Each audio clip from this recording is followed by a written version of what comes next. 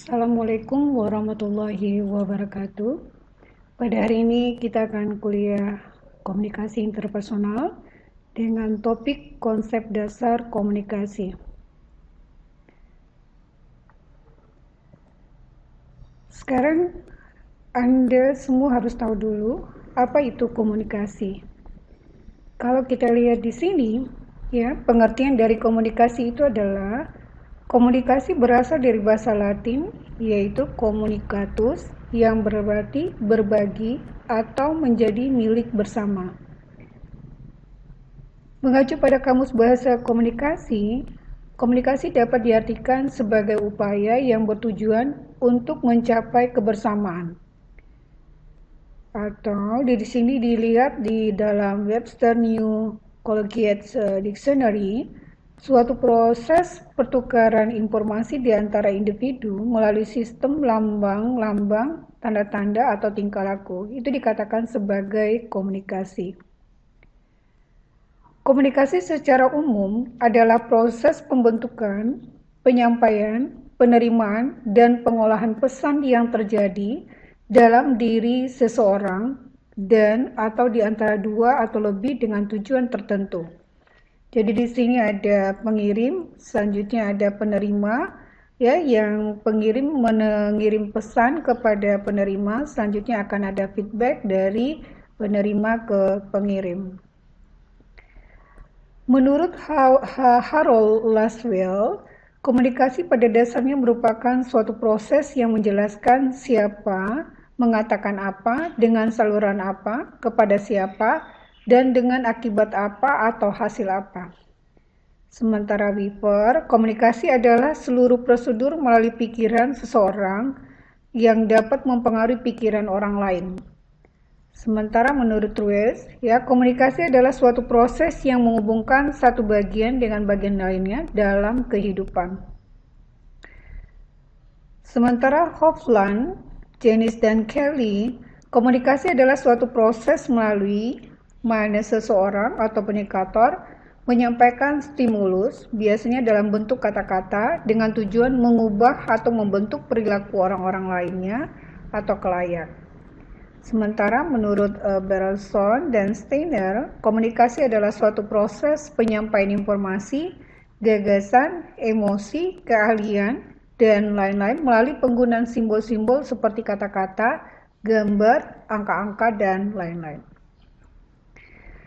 Di sini kita lihat dari definisi dari beberapa hal di atas, ya, komunikasi itu merupakan sebuah proses.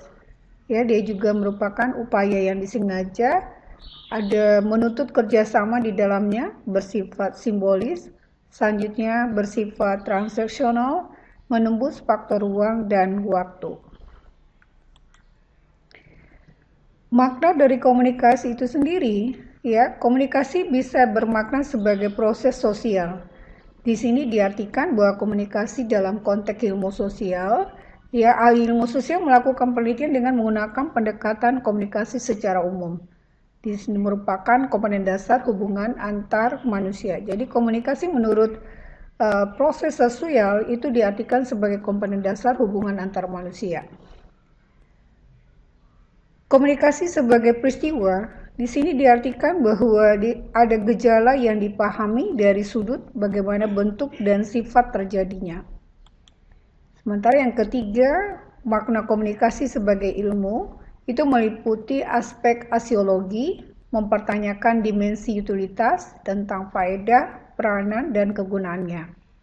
Sedangkan dari epistemologi, komunikasi ini menjelaskan norma-norma yang dipergunakan ilmu pengetahuan untuk membenarkan dirinya sendiri.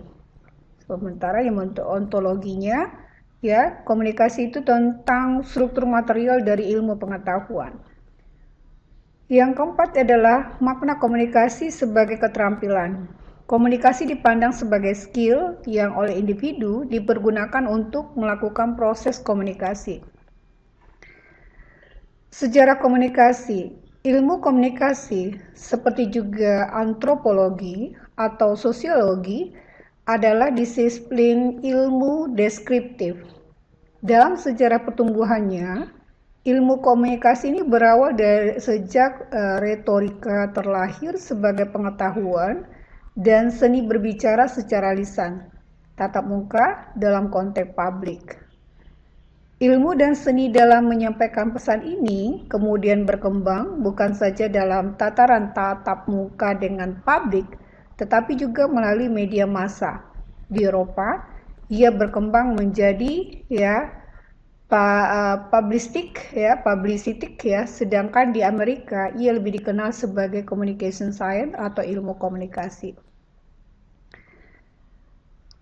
Tokoh pendiri komunikasi yang pertama itu adalah John Dewey, yang merupakan ahli psikologi dan filsafat, ya, sebagai pengajar dari peneliti University of Michigan. Ya, Dewey menginginkan adanya surat kabar sebagai alat perubahan sosial. Meskipun surat kabar yang diinginkan Dewey tidak pernah terwujud dalam hidupnya, ia tidak sangsi akan potensi surat kabar untuk membawa reformasi sosial. Tokoh pendiri komunikasi yang kedua adalah Charles. Lahir pada tahun 1864, Kuli melihat bahwa proses komunikasi antar pribadi merupakan basis sosial dari studi sosiologi. Ya, ia meninggal pada tahun 1920 dan sepanjang karirnya ia melakukan observasi atas komunikasi.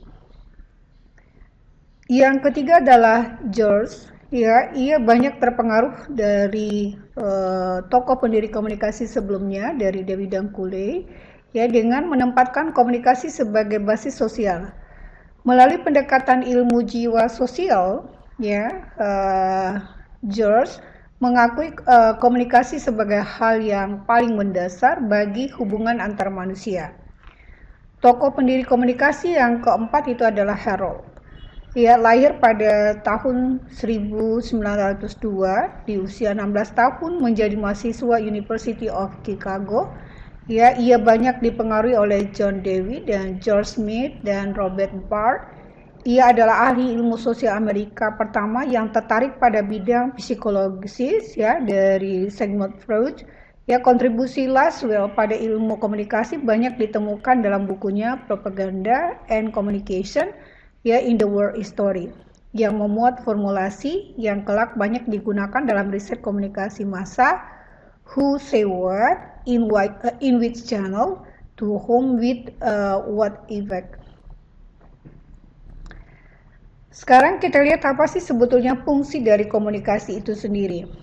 Fungsi komunikasi sosial, di sini komunikasi mengisyaratkan bahwa komunikasi itu penting untuk membangun konsep diri, aktualisasi diri, kelangsungan hidup, untuk memperoleh kebahagiaan dan terhindar dari tekanan.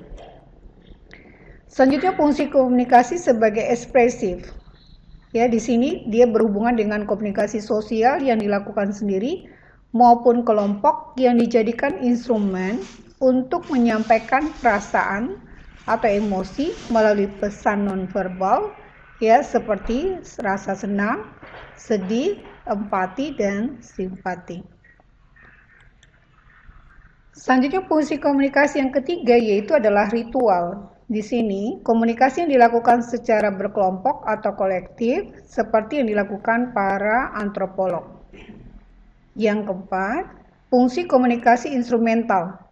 Komunikasi ini memiliki beberapa tujuan umum seperti menginformasikan, mengajar, mendorong, merubah sikap, dan keyakinan, merubah sesuatu, menggerakkan, atau membuat hiburan. Selanjutnya, pasti kita sudah tahu sebetulnya manfaat dari komunikasi itu apa. Ya, kalau kita lihat, tanpa berkomunikasi, maka pesan yang kita sampaikan kepada penerima, ya, tidak akan sampai. Selanjutnya juga tidak akan ada feedback dari penerima kepada, ya, si pengirim. Sekarang kita lihat, ya, manfaat komunikasi itu yang pertama itu bisa dijadikan sebagai proses belajar, dan dia juga bisa bermanfaat untuk kesadaran diri. Dan yang ketiga adalah interaksi dengan lingkungan. Yang keempat, membangun konsep diri. Yang kelima adalah eksistensi diri. Yang keenam adalah kelangsungan hidup. Yang ketujuh memperoleh kebahagiaan. Yang kedelapan itu adalah terhindar dari tekanan dan ketegangan. Setelah kita lihat manfaat dari komunikasi itu sendiri, sekarang kita lihat apa sih sebetulnya komponen dari komunikasi itu. Kalau kita lihat tadi dari gambar sebelumnya, bahwa komunikasi itu ada unsur ya pengirimnya, selanjutnya ada penerima, selanjutnya yang dikirim itu adalah berupa pesan, dan dari penerima ke pengirim itu ada semacam feedback. Dan di sini bisa kita lihat bahwa pengirim pesan itu atau pihak yang mengirim pesan itu bisa disebut dengan istilah komunikator, sedangkan yang menerima pesan itu adalah komunikan. Ya, jadi yang dikirim oleh komunikator kepada komunikan itu adalah pesan. Ya, jadi pesan merupakan komponen ketiga dari komunikasi. Selanjutnya ada channel atau saluran atau media untuk mendeliver atau mengirim pesan tadi kepada dari komunikator kepada komunikan. Selanjutnya, komponen yang kelima adalah efek dari komunikasi itu sendiri.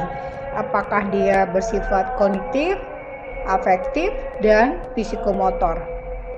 Yang keenam, ya, itu akan ada umpan balik ya dari komunikan kepada komunikator. Ya, ini merupakan komponen dari komunikasi. Ya, kita ulang. Komponen dari komunikasi itu yang pertama adalah komunikator atau pihak yang mengirim pesan. Yang kedua adalah komunikan, adalah penerima pesan. Selanjutnya pesan itu sendiri.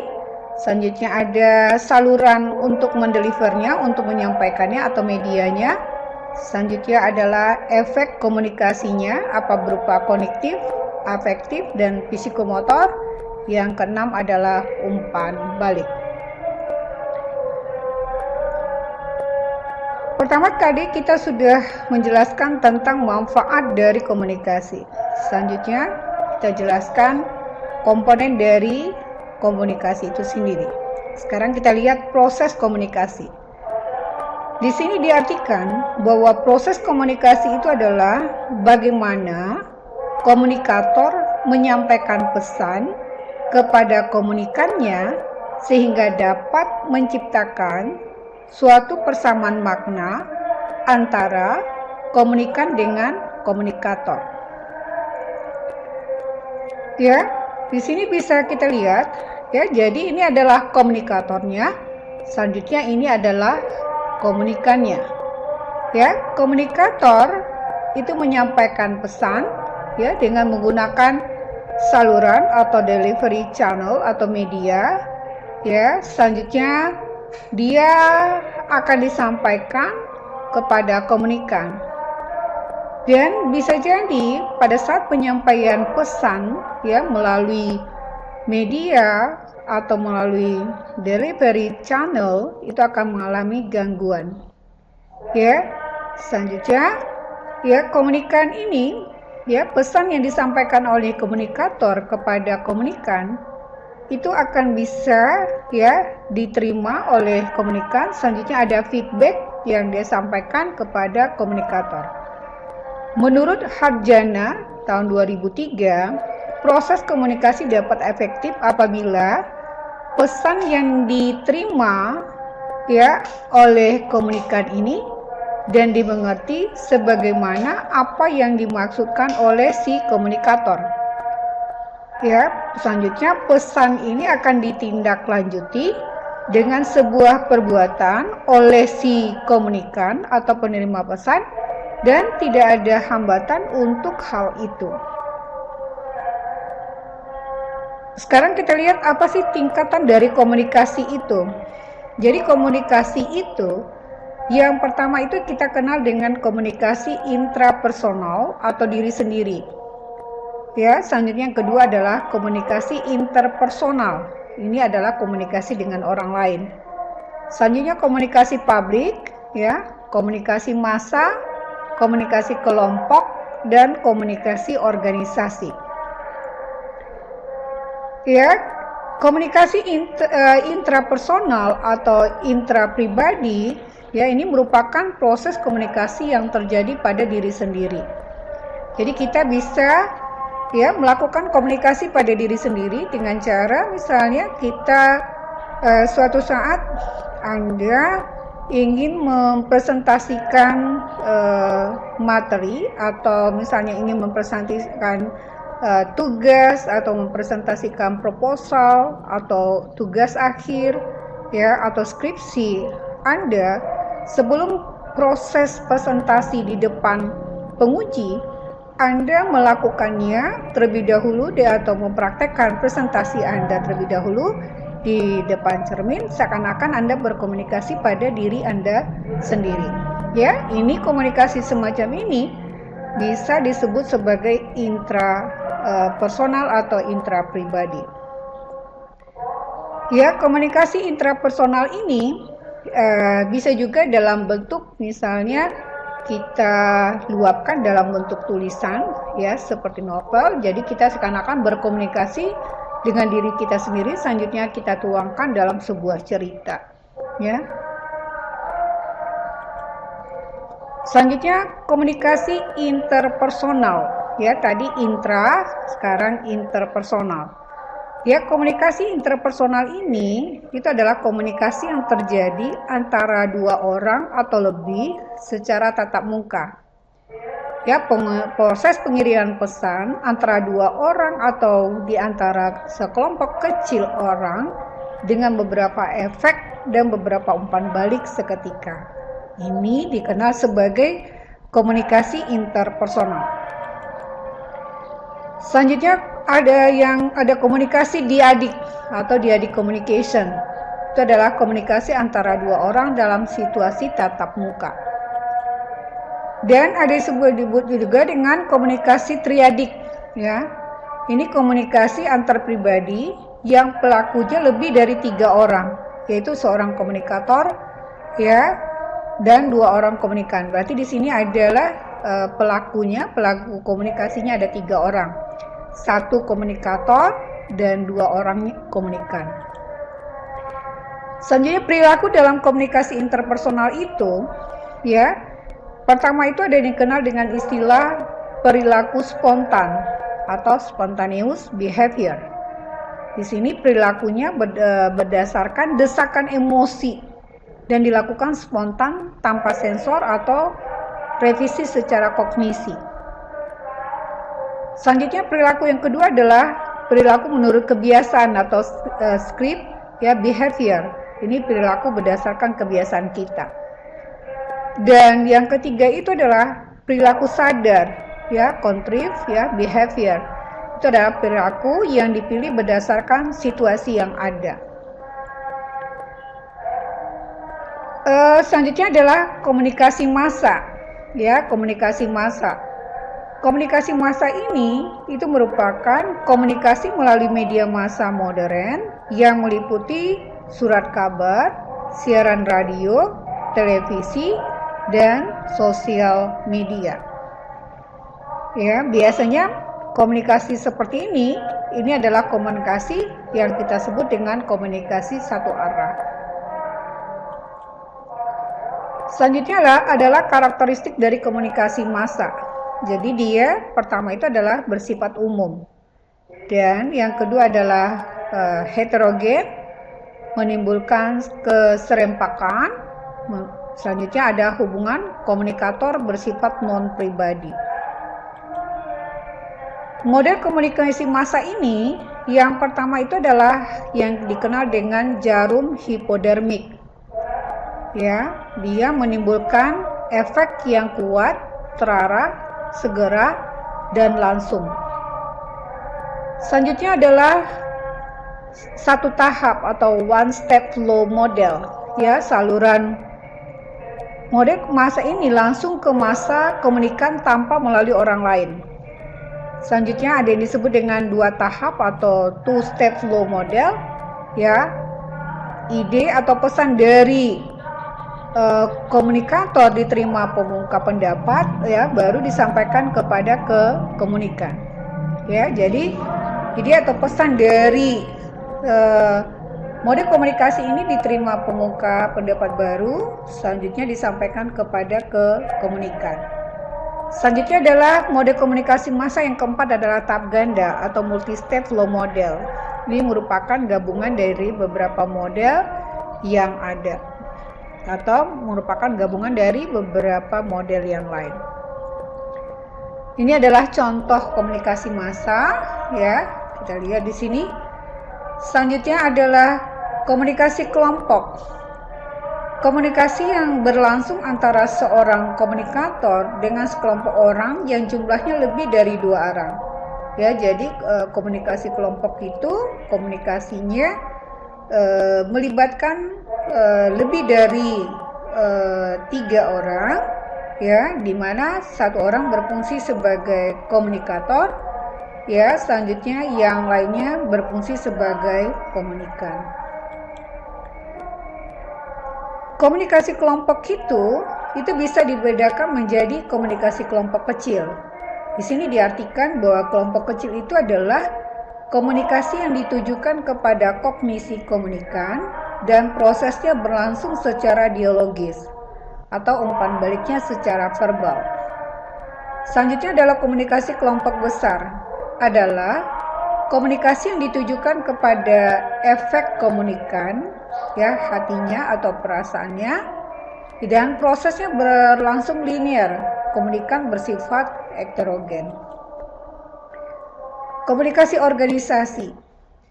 Di sini diartikan komunikasi organisasi itu adalah komunikasi antar manusia yang terjadi dalam organisasi atau arus pesan dalam suatu jaringan yang sifat hubungannya saling bergabung satu sama lain atau Goldhaber.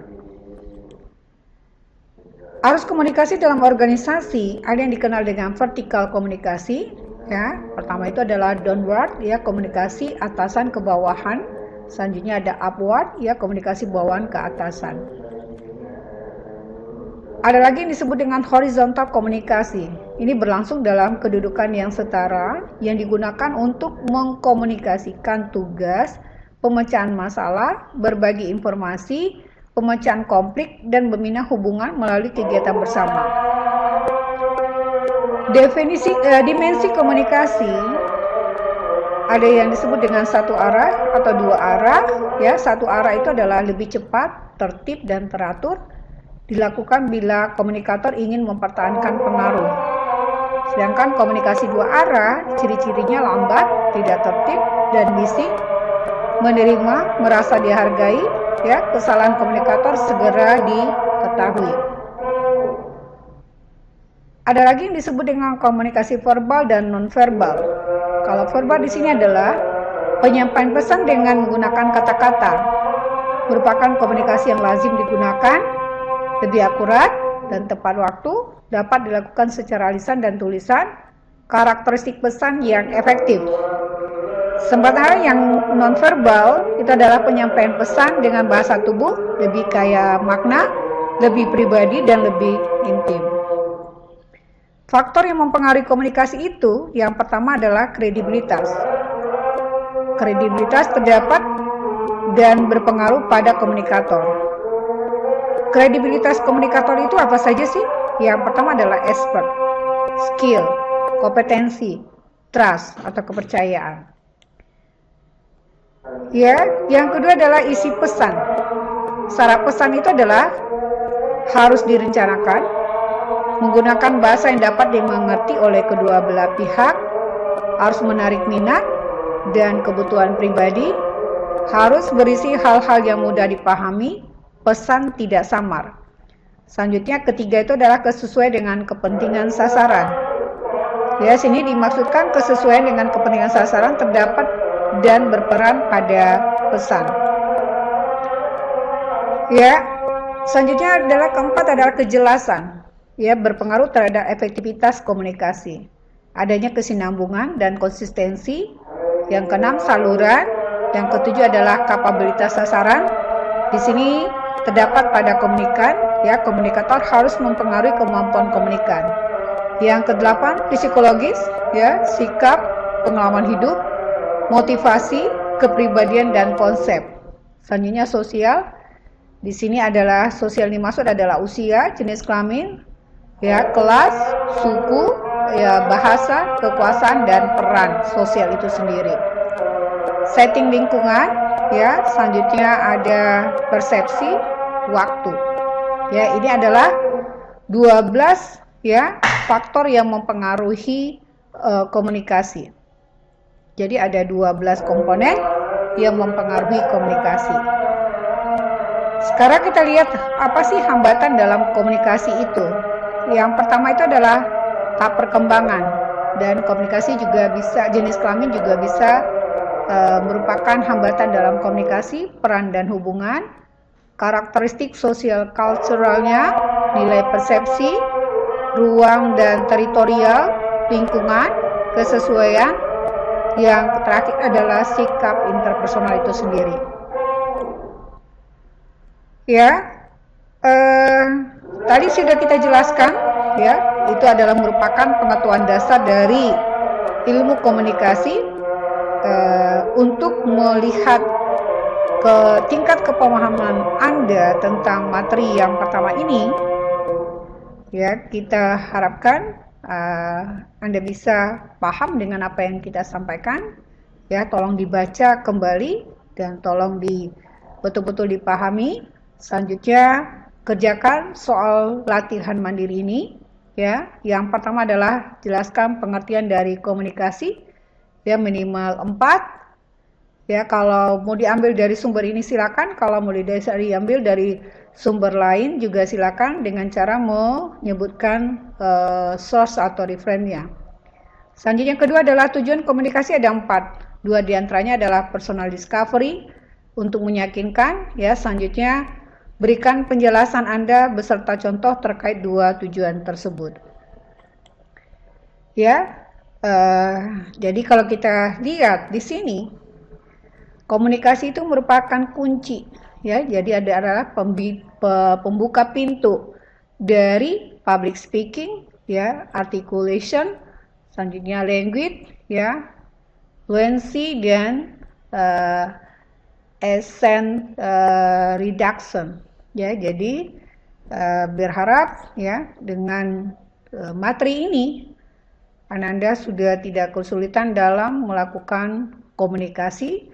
Ya, apakah komunikasi intrapersonal, apakah interpersonal, komunikasi publik, massa, kelompok, dan sebagainya. Demikian yang bisa Bu Lucy sampaikan. Terima kasih. Mohon maaf dari salah dan khilaf. Ya, assalamualaikum warahmatullahi wabarakatuh dan terima kasih.